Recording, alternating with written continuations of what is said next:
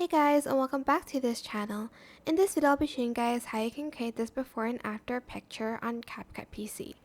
So you're going to select your picture, maybe like I'm just going to use this picture, it's fine. But I'm just going to then copy and paste it, and on the second one I'm going to select adjustments and I'm going to turn down the saturation to create like a black and white picture. You can also add in filters and effects like this for instance, and like select both, right click, create compound clip, but I'm just going to leave it as a black and white picture. Go to mask, go to split, and split it this way.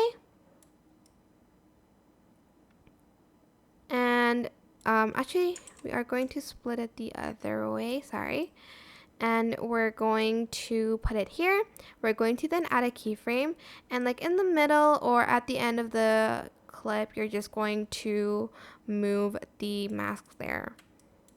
If it's too fast, you're just going to adjust the picture so it's longer than like a few seconds, and you're just going to move the keyframe here.